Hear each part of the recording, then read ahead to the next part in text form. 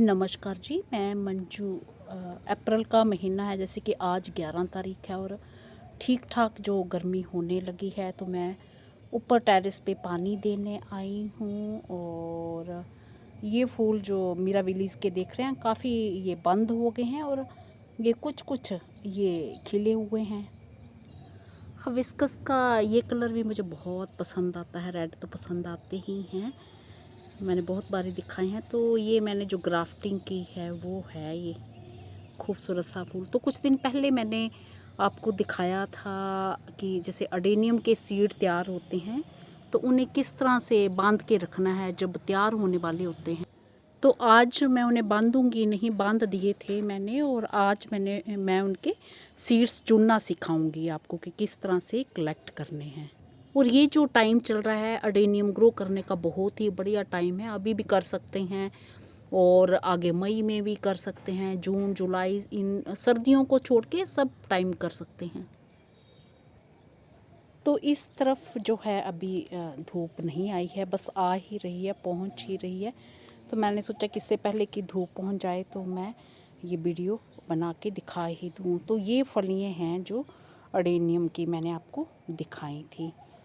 तो ये जैसे पकने वाली थी, मैंने जब शेयर की, किसी वीडियो में दिखाई थी, स्पेशल वीडियो नहीं बनाया था। तो ये जो सर्दियों के टाइम जब ये तैयार होती हैं तो इन पे सीड्स तैयार होता है। तो गर्मियों में जो है, ज़्यादा गर्मी में पोलिनेटर की कमी होती है, और जब ये इस तरह से सीड ये इनका तैयार हो रहा होता है, मैं दिखाती हूँ आपको। ये जैसे सींग जैसे होते हैं ना, ये दो लगते हैं, एक इस तरफ एक इस तरफ, और ये तैयार हो रहे होते हैं। तो जब ये बहुत ज़्यादा गर्मी में, ये आगे मई या जून में जब तैयार होंगे तो उस टाइम बड़ी भरपूर गर्मी होंगी, तो ये सीड मैच्योर नहीं होता है। बहुत ज़्यादा गर्मी में जो सीड मैच्योर होने से पहले ही फलियां गिर जाती हैं। तो ये कुछ ये कीड़े भी लगने लगे हैं, ये देखा, इस पे कीड़े लग गए हैं। ये भी सीड, खूब सारा सीड तैयार हो रहा है, तो ये मैच्योर नहीं होगा। तो मैंने ये इस तरह से सर्दियों में इस पर खूब सारी फलियाँ आई थी, सीड पोड बने थे, बट मैंने सारे निकाल दिए। और ये देखिए, ये भी बन रही हैं।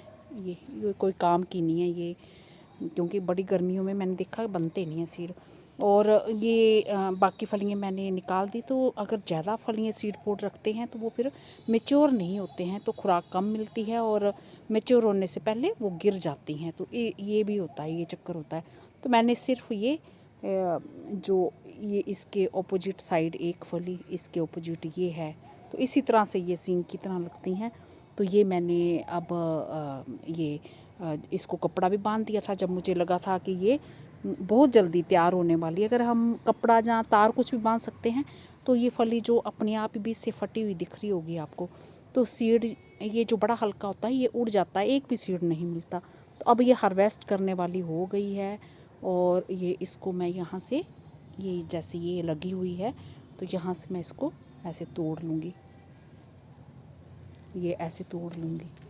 ये अभी तो ये हरी भरी नीचे से हरी थी, पर ये यहाँ से थोड़ी, यहाँ से तो हरी थी, बट ये ऊपर से सूख गई है। और इसका कपड़ा खोल के मैं इसको, वैसे तो मॉइस्चर है नहीं, ये बिल्कुल सूख गई है, काफ़ी दिन मैंने इसको ऊपर रखा है। फिर इसके बाद मैं एल्युमिनियम फॉयल में, इधर से दिखाती हूँ, थोड़ी धूप आना शुरू होगी, तो इसको जो है मैं एल्युमिनियम फॉयल में रैप करके रख दूँगी। तो उसमें ये सीड उड़ते नहीं हैं और बंधे रहते हैं। और अगर टाइम मिला तो देखूँगी, मैं अभी ग्रो करूँगी, नहीं तो मैं फिर देखते हैं। अभी तो क्योंकि बहुत पुराने सीड भी नहीं होने चाहिए, बहुत पुराने हो जाएं तो फिर वो उगते नहीं हैं। तो अब देखते हैं अगर टाइम मिला। वैसे भी गर्मियाँ बहुत ज़्यादा होने वाली हैं आगे, और दूसरा हमारे यहाँ पानी की प्रॉब्लम भी हो जाती है, तो नहीं तो फिर मैं बरसात के टाइम इन्हें ग्रो करूँगी। तो चलिए अब मैं कपड़ा खोल के जो इसके सीड आपको दिखाती हूँ।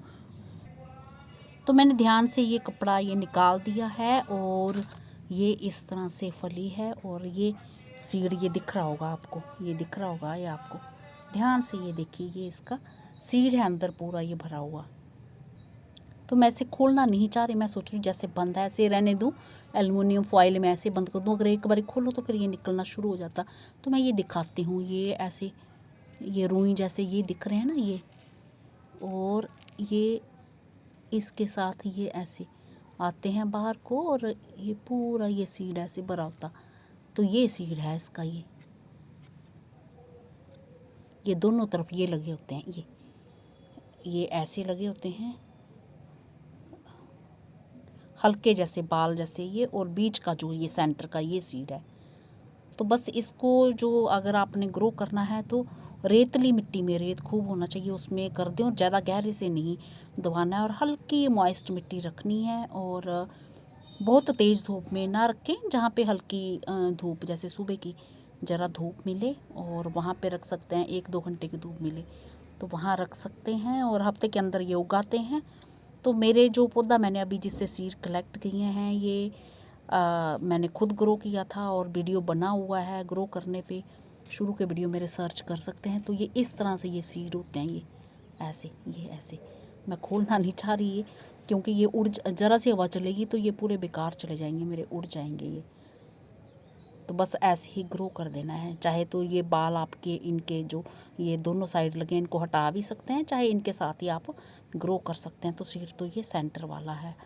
और 8 महीने में, जब 8 महीने के पौधे हुए थे सीड ग्रो करने के, तो इन्होंने फूल देना भी स्टार्ट कर दिया था।